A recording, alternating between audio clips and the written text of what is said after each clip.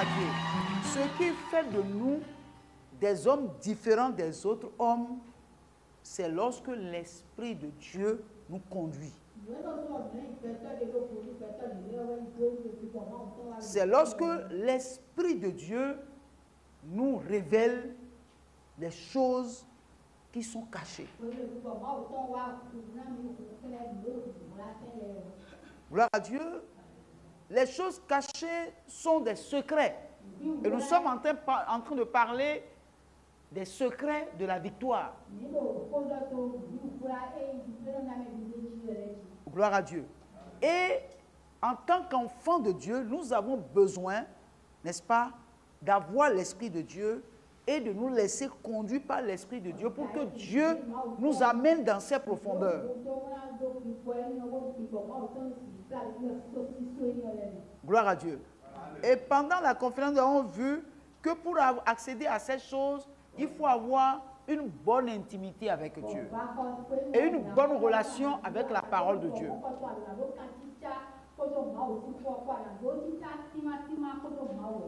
Alléluia. La première chose que nous avons abordée dans l'esprit de révélation, c'est nous sommes allés vers le ministère de Jean. Alléluia. Personne ne peut venir à Jésus si le Père ne l'appelle. Aucun de nous n'est venu parce qu'il le veut. Nous sommes venus tout simplement parce que le Saint-Esprit nous a convaincus. Et Jésus a dit, nul ne peut venir à moi si mon Père ne l'a attiré. Gloire à Dieu. Mais le Seigneur n'appelle jamais les gens au hasard.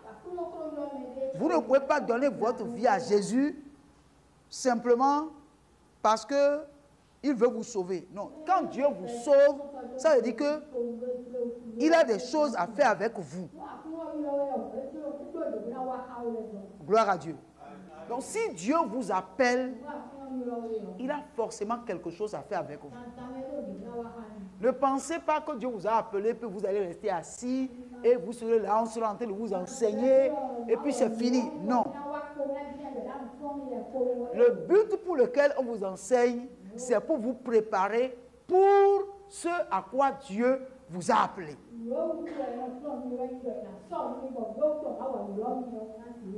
Gloire à Dieu. Et notre Dieu ne nous a pas donné le Saint-Esprit pour rien. Il a dit, vous recevrez une puissance, le Saint-Esprit survenant sur vous, et vous serez mes témoins. Donc vous ne pouvez pas être des témoins sans que l'Esprit de Dieu ne se manifeste en vous. Et l'Esprit de Dieu se manifeste de différentes manières. Gloire à Dieu.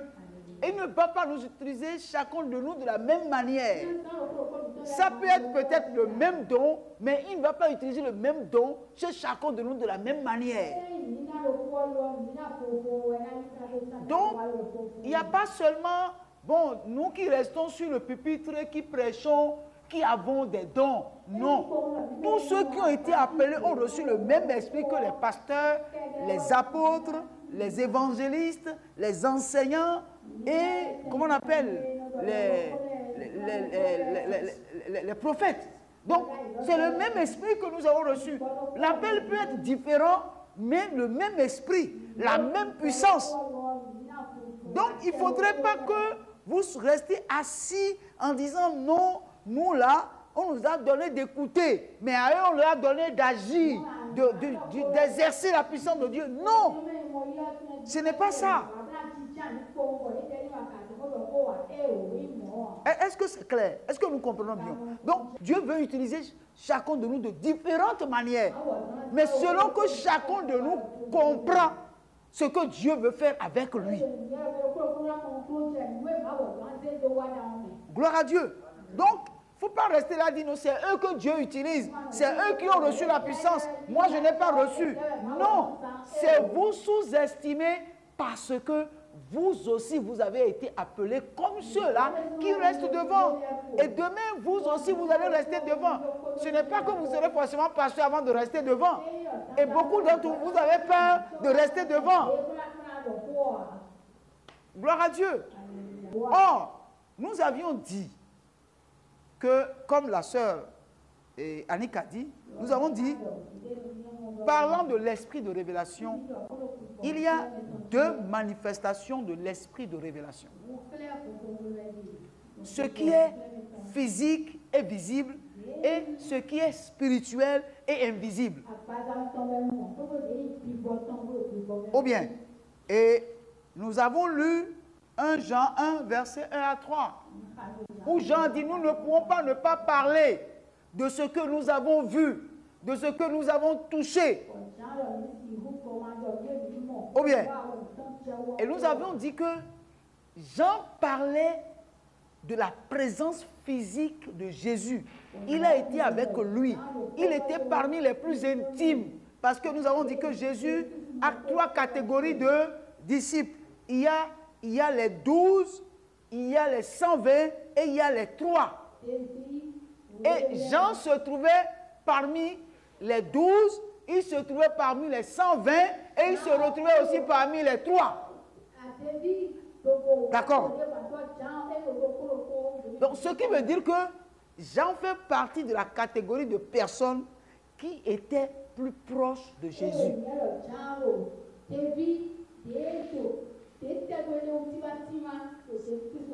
Étant le plus petit de tous, il avait eu le privilège d'être très proche du Seigneur. Et on disait même qu'il était le disciple le plus aimé du Seigneur.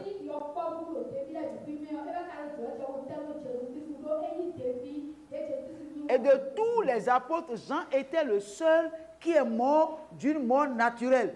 Tous les autres sont morts prématurément. Mais Jean, Dieu lui a préservé la vie et il a vieilli jusqu'à ce qu'il est mort, rassasié de longs jours. Gloire à Dieu. Mais maintenant, Jean nous dit qu'on ne peut pas les empêcher de dire ce qu'ils ont vu, ce qu'ils ont entendu, ce qu'ils ont touché, ce qu'ils ont expérimenté. Et nous avons dit que l'esprit de révélation se manifeste aussi de plusieurs manières, de sorte que des fois, dans notre activité, nous avons besoin des secrets. Ou bien, et que des gens que nous ne connaissons pas se mettent à causer avec nous, nous disant des secrets dont nous avons besoin dans notre domaine.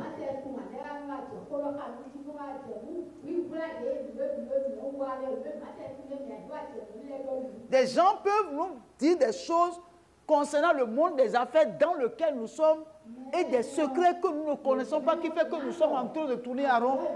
Quelqu'un que nous ne connaissons pas peut se mettre à nous parler des secrets. De là où lui, il arrive à trouver cette histoire que vous ne savez même pas où il faut trouver. Il peut commencer par vous dire des choses. Ce sont des secrets que vous cherchez, auxquels vous n'avez pas accès. Mais ces gens ont accès à ces choses et parlent de ça librement à côté de vous. Ça vous permet de saisir la connaissance. Et l'autre côté,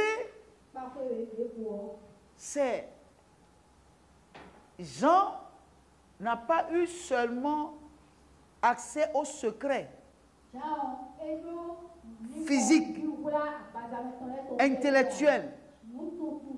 Non, il a eu droit aussi à des secrets spirituels. Alléluia. Et donc, nous avons dit que ce qui a été la force du ministère de Jean, c'est l'esprit de révélation. C'est-à-dire, il a eu la révélation de qui Jésus est.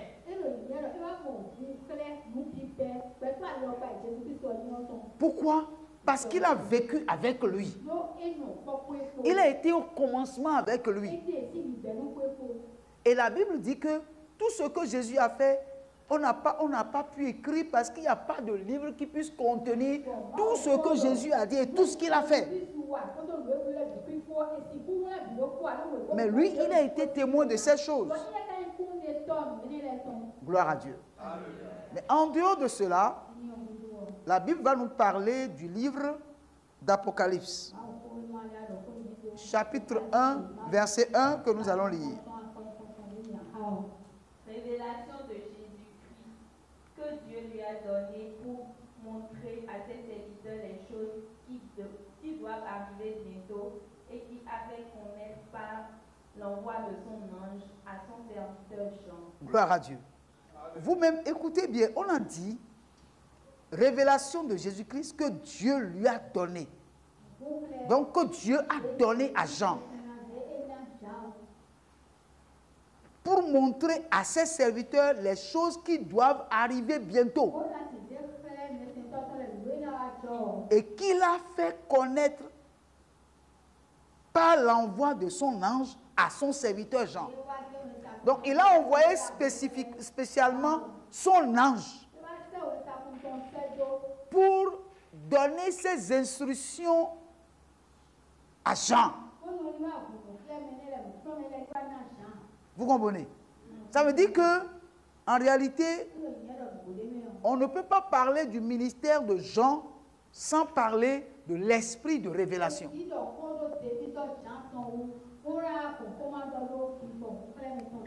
Gloire à Dieu.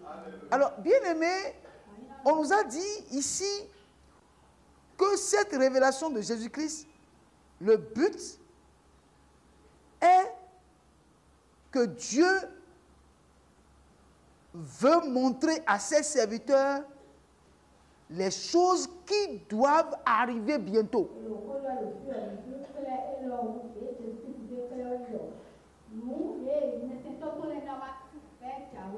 Et c'est à Jean que ces choses-là ont été montrées. Alléluia. Pour ceux qui connaissent le livre d'Apocalypse, vous devez savoir que le livre d'Apocalypse, dans le livre d'Apocalypse, il n'y a que des choses qui sont liées à la marche de l'Église sur la terre.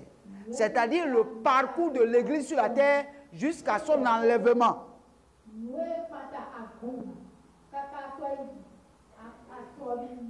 Tout ce que l'Église doit connaître jusqu'à son ascension, c'est là. Gloire à Dieu. Les diverses étapes de l'Église sur terre, Dieu les a révélées à Jean et il les a écrits. Dieu lui a ouvert les yeux sur l'agissement de l'Antichrist, sur la bête. Gloire à Dieu. Sur les fléaux qui vont venir sur la terre. Dieu lui a montré non seulement l'enlèvement, mais Dieu lui a montré aussi le règne de 1000 ans de Jésus-Christ. Dieu lui a montré également le jugement du trône blanc. Dieu lui a montré la résurrection, la première résurrection et la deuxième résurrection, où tous les hommes qui ont vécu sur la terre vont être ressuscités et jugés. Vous suivez ce que je dis? Ça veut dire que tout ça là, Dieu lui a montré ça. C'est ça, Apocalypse. Donc quand tu lis Apocalypse, et que tu n'as pas l'esprit de révélation, tu as comme l'impression que c'est du charabia. Mais pourtant, c'est des choses réelles et actuellement, nous sommes dans l'époque apocalyptique. Actuellement, la plupart des visions que Dieu a montrées, des révélations que Dieu a données à Jean, sont en train d'être accomplies maintenant en notre temps. Gloire à Dieu. La déchéance de l'être humain, comment ce qui va se passer, tout est ici dans le livre d'Apocalypse. Gloire à Dieu. Donc Jean a eu la grâce d'avoir accès à la révélation. Gloire à Dieu. Donc son ministère était basé sur la révélation. Alléluia. Maintenant, quand nous laissons Jean, nous allons voir aussi Pierre. Et nous constaterons que le ministère de Pierre était basé également sur la révélation. Alléluia. Et le mardi passé, nous avons eu à lire le livre de Matthieu, chapitre 16, versets 15 à 18. Et je veux que nous lisons, s'il vous plaît, Matthieu 16, versets 15 à 18.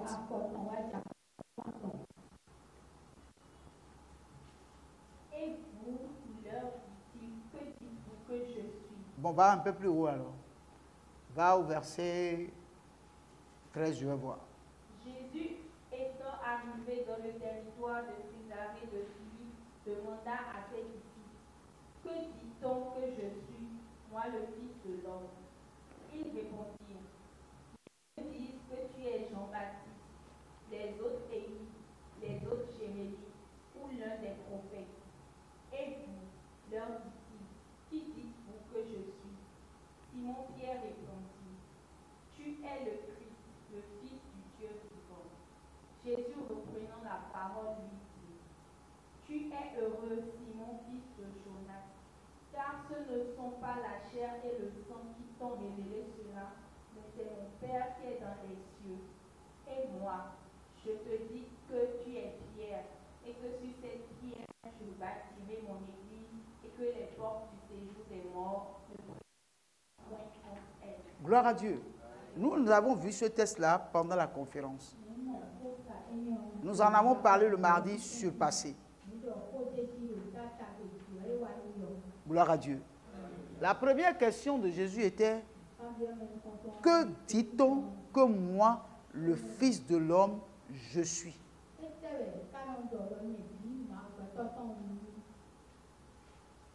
Et ce que les autres disent de lui, qui il est, ils le lui ont dit. Les gens disent que tu es un prophète. D'autres disent que tu es un Jérémie. D'autres disent que tu es ceci, tu es cela. Maintenant, il dit, mais vous, que dites-vous que moi, je suis?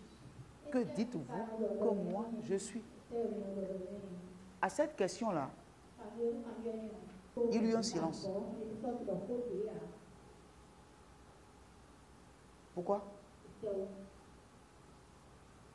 Parce que les gens sont avec lui.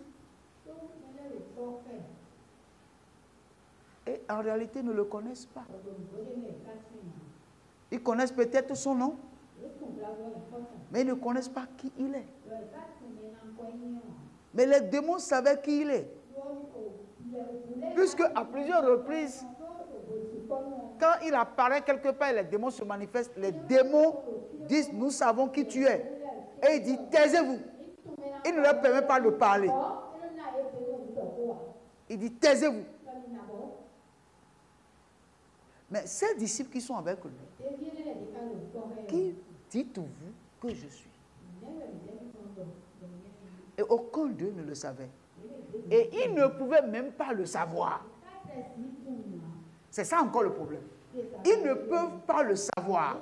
Pour qu'ils le sachent, il faut que l'esprit de révélation intervienne dans leur vie. Et c'est pour ça que quand Pierre a dit, tu es le Christ, le Fils du Dieu vivant, en même temps il a dit, ce que tu viens de dire, non, ça ne vient pas de toi. Tu ne peux pas, toi tu ne peux pas dire ça. Tu ne peux pas connaître ça.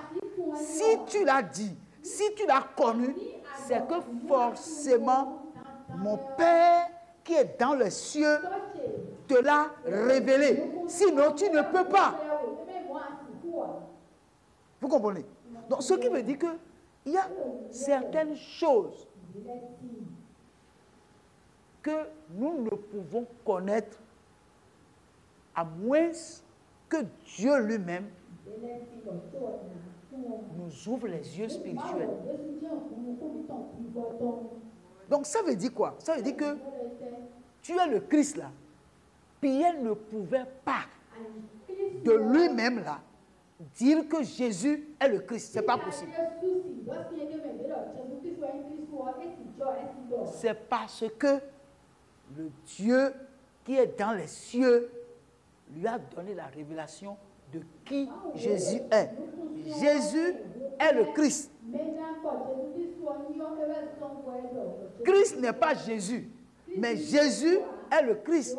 Parce que pendant que Jésus était sur terre, il y avait des Jésus. Il y avait des Jésus. Mais il n'y avait pas de Christ. Il y a des gens qui ont donné le nom Jésus à leurs enfants. Mais Pierre a dit, tu es le Christ. Le Fils du Dieu vivant. Et il dit ça, c'est mon Père qui est dans les cieux qui te l'a dit. Vous comprenez? Donc, la révélation que Pierre a eue a pris une certaine dimension au point que Jésus a dit, tu es Pierre, tu es Pierre, P majuscule.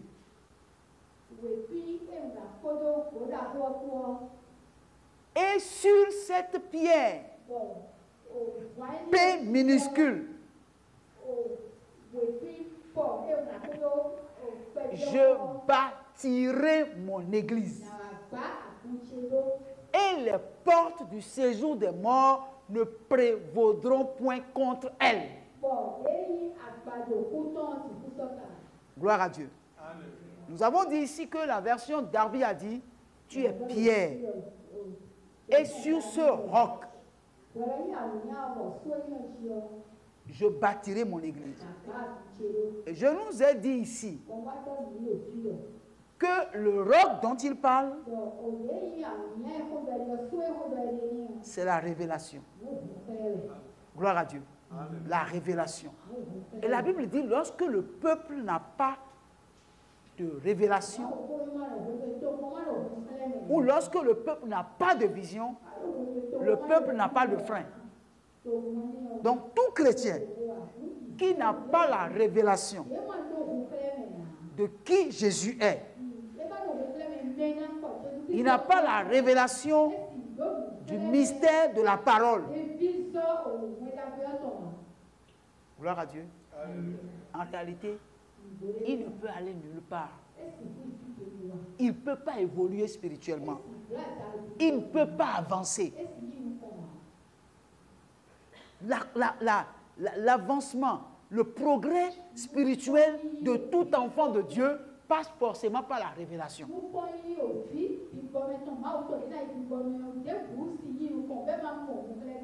Gloire à Dieu. En tant qu'enfant de Dieu, tu dois avoir accès à des choses cachées. Dieu doit te montrer des choses qui sont cachées. Gloire à Dieu. Sinon, ce sera difficile pour toi d'avancer, d'évoluer. Il ne peut pas avoir de progrès spirituel sans que nous ayons une ouverture d'esprit.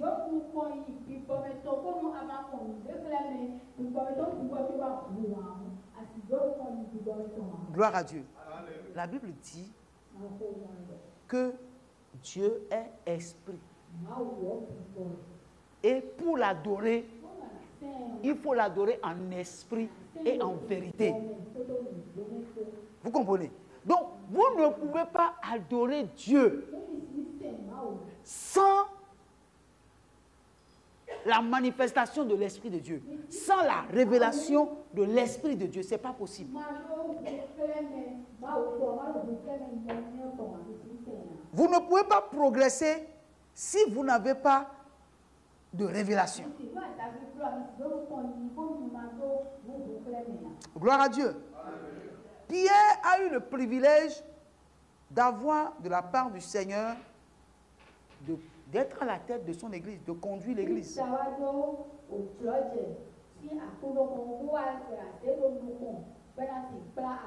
Le Seigneur n'a pas confié la charge de l'Église à Pierre simplement comme ça. C'est sur la base d'un certain nombre de choses que Jésus a confié la direction de l'Église à Pierre.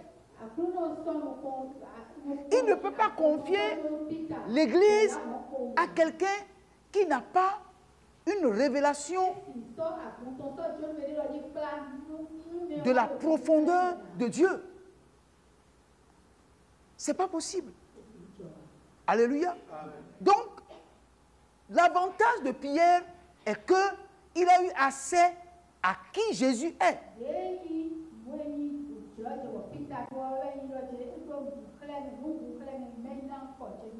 Or, vous ne pouvez pas avoir accès, et je continue de le dire, à la révélation de qui Jésus est si nous ne scrutons pas la parole de Dieu.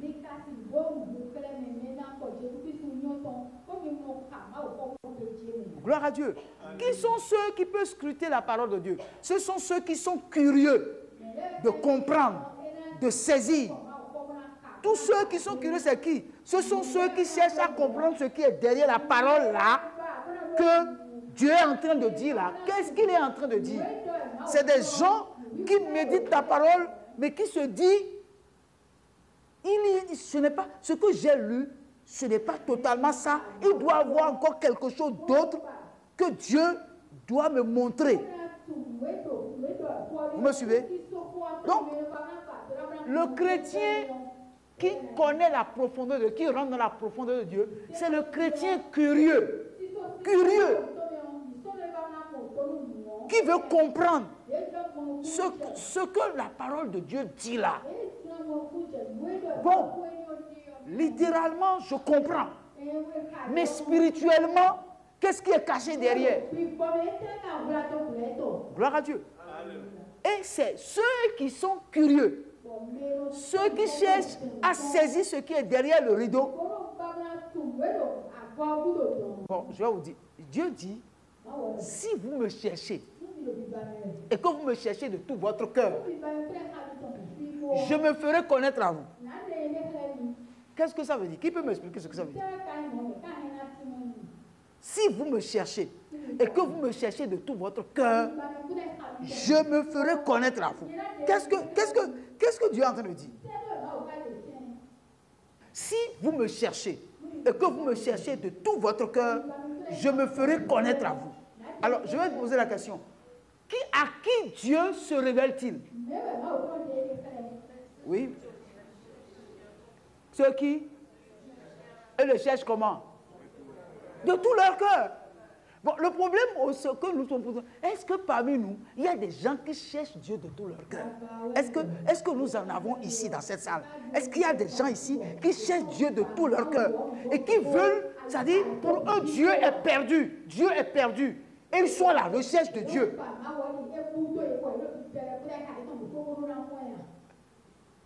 Vous êtes là? C'est comme si Dieu lui-même, volontairement se cache.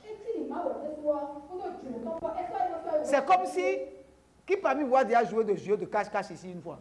Jeu de cache-cache, quand vous étiez petit. Gloire à Dieu. Aloubaoué, Djanto. Gloire à Dieu. Vous comprenez un peu? C'est-à-dire Dieu lui-même là, Dieu lui-même, il veut se révéler à nous. Mais pour se révéler à nous, il va se cacher pour voir si parmi nous, il y aura des gens parmi nous qui vont le chercher. Et pendant qu'il le cherche de tout leur cœur. C'est comme si vous avez de l'argent, vous ne savez plus où vous avez mis. Moi, ça m'arrive souvent. Et puis, au moment où tu en as besoin, tu ne trouves pas. On fait comment? Hein? On bouleverse tout dans la maison. Jusqu'à ce que ta femme va te dire, mais qu'est-ce qu'il y a? Pourquoi tu es en train de tout renverser? Si tu ne veux pas lui dire que tu as là, tu dis non, c'est quelque chose que j'ai perdu. Mais quoi? On déplace tout. Le jour là, si tu es désordonné, tu vas ordonner la chambre. Ou bien. Et là, tu constates que tu cherches ton argent là, de tout ton cœur. Quand tu tombes sur l'argent, tu dis, toi tu étais ici et tu m'as laissé faire tout le tour. Donc Dieu là, il se cache. Mais il veut se révéler à des gens qui le cherchent et qui le cherchent de tout leur cœur. Bon, nous allons lire un verset dans la Bible. Nous allons lire un verset dans la Bible, dans le livre des Actes, je crois, chapitre 17. Actes chapitre 17, je crois. Gloire à Dieu. Aux Athéniens, je crois. Hein? Paul a parlé aux Athéniens dans Actes 17. On dit... Bon, Paul a dit, au passage verset 23, il faut lire. Car en parcourant votre vie et en considérant les objets de votre dévotion, j'ai même découvert un autel avec cette inscription: à un Dieu inconnu. Ce que vous révérez sans le connaître, c'est ce que je vous annonce. Le Dieu qui a fait le monde et tout ce qui s'y trouve, étant le Seigneur du ciel et de la terre, n'habite point dans les temples faits de mains d'homme, et il n'est point servi par des mains humaines, comme s'il avait besoin de quoi que ce soit. Lui qui donne à tous la vie, la respiration et toutes choses. Il a fait que tous les hommes, sortis d'un seul sang, habitassent sur toute la surface de la terre, ayant déterminé la durée des temps et les bornes de leur demeure. Il a voulu... Bon, c'est là. Ensemble, lisons tout ça ensemble. Lisons ça ensemble. Ceux qui ont la Bible là, lisons ça ensemble, le verset 27. Vous avez trouvé? Vous avez trouvé? On peut lire ensemble? 1, 2, 3.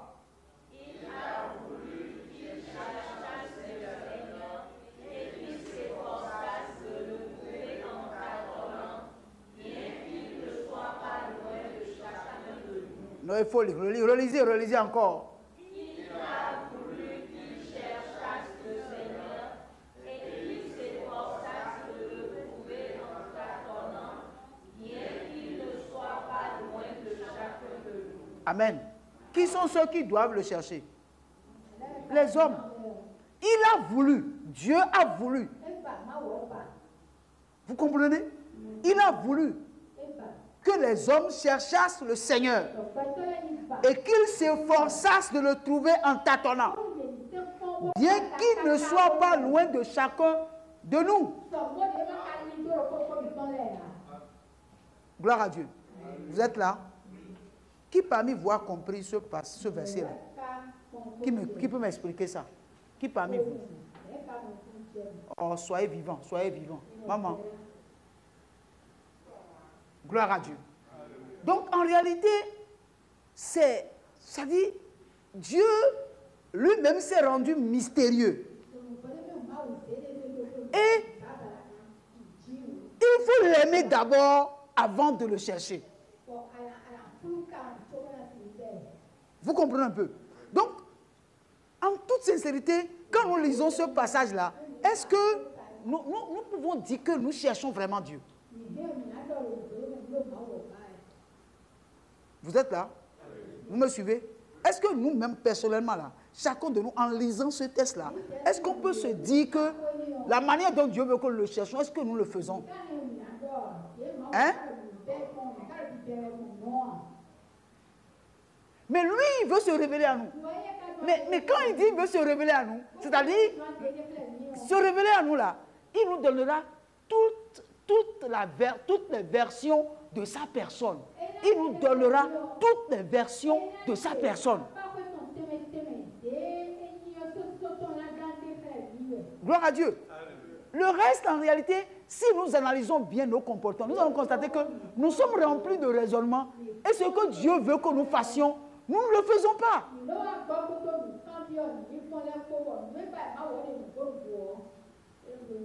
Gloire à Dieu. Donc en réalité, si Dieu est l'objet de notre recherche de tous les jours, nous voulons le découvrir. il y a quelque chose Paul a dit. Il dit, lorsqu'il obtient quelque chose, quand il cherche Dieu jusqu'à ce qu'il trouve la chose, il met ça derrière et il court encore parce qu'il sait qu'il y a encore mieux à avoir chez lui. Donc, il ne se suffit pas de ce que Dieu s'est révélé à moi de ce côté. Non, il dit, il s'est révélé à moi de cette manière, il y a encore une autre facette de sa personne qui doit me révéler. Donc, ce que j'ai gagné, je l'ai déjà gagné. Je mets ça derrière et je cours vers ce qui est encore devant.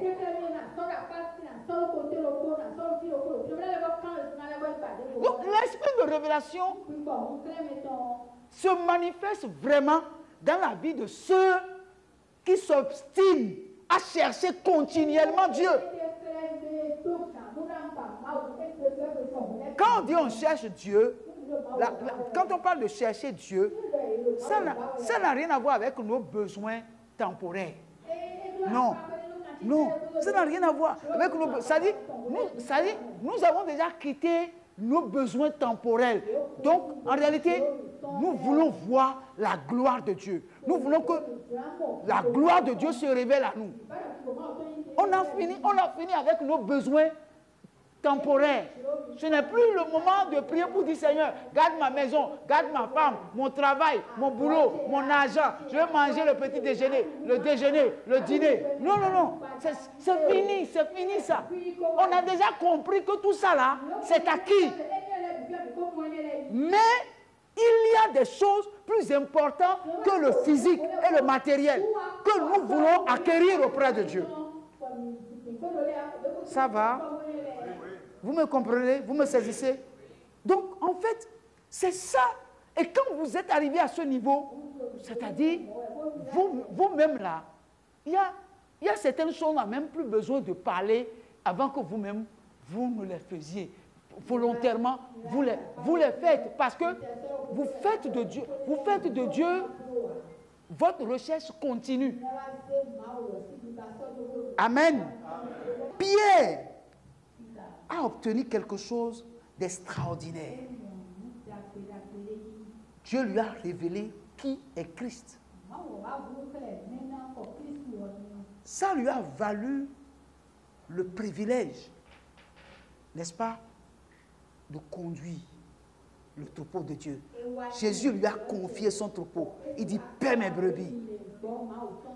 Et avant que même, malgré la révélation, avant que Dieu ne lui confie le troupeau, Dieu l'a encore testé en lui disant, Pierre, m'aimes-tu? Il dit, oui Seigneur, je t'aime. Et lui pose la question, m'aimes-tu plus que ces personnes-là? Il dit, oui Seigneur. Il lui demande encore, Pierre, est-ce que tu m'aimes? Il dit, oh, toi aussi Seigneur. Mais tu sais que je t'aime. Gloire à Dieu. Bien-aimé, ce qui peut vous amener à chercher Dieu, c'est l'amour que vous avez pour lui. C'est l'amour que vous avez pour Dieu là, qui va vous permettre, n'est-ce pas, de chercher Dieu. Alléluia. Regardez, quand un jeune homme aime une femme, elle peut être dans un bas profond. Même en temps de pluie, tornade, qu'on ne peut pas aller là-bas là. Gloire à Dieu. Il peut être un enfant qui est sur étage, enfant de riche, tout ça là. Gloire à Dieu. C'est-à-dire, s'il y a lieu de porter culotte pour aller dans le bas-fond, il va aller. Quelle que soit l'heure de la nuit. Et quand il va, et même s'il fait nuit, il oublie qu'il veut passer dans l'eau. Gloire à Dieu. Ça, c'est l'amour. Ça là, c'est amour éros. Ou bien. Donc, si un homme peut aimer un homme comme ça, quand il s'agira de aimer Dieu, ça va être comment? Alléluia. Donc, vous ne pouvez chercher Dieu que lorsque, profondément, du plus profond de votre cœur, que lorsque vous tombez amoureux de lui. Le jour où chacun de nous tombera amoureux de Dieu, je vous dis la vérité, même si vous ne mangez pas, vous ne saurez même pas que vous n'avez pas mangé. Gloire à Dieu. Il va falloir quelqu'un qui va vous te dire, mais est-ce que tu as déjà mangé aujourd'hui? Tu peux même dire oui sans le savoir. Et la personne te pose, mais tu as mangé quand? Et tu as mangé quoi? Elle dit, non, je n'ai pas encore mangé.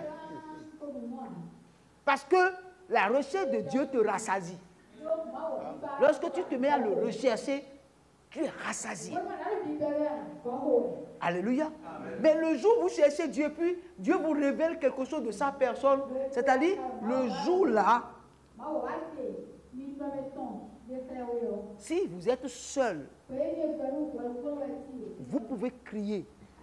C'est-à-dire, vous pouvez crier et les gens vont dire, mais qui est le fou qui crie là-bas?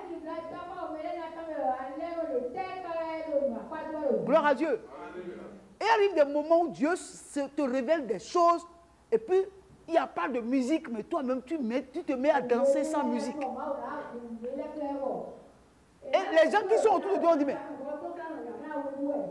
oh, mon enfant est devenu fou.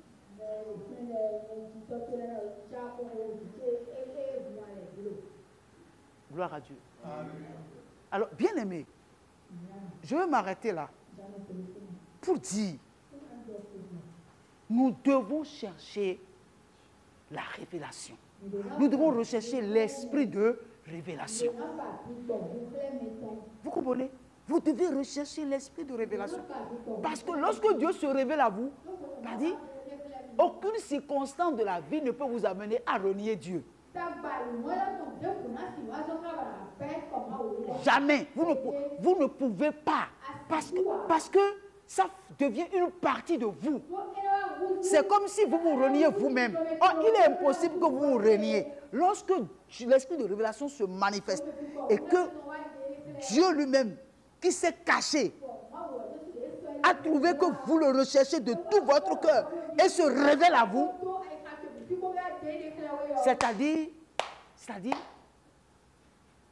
votre vie doit connaître un changement radical. Alléluia. Je veux m'arrêter là.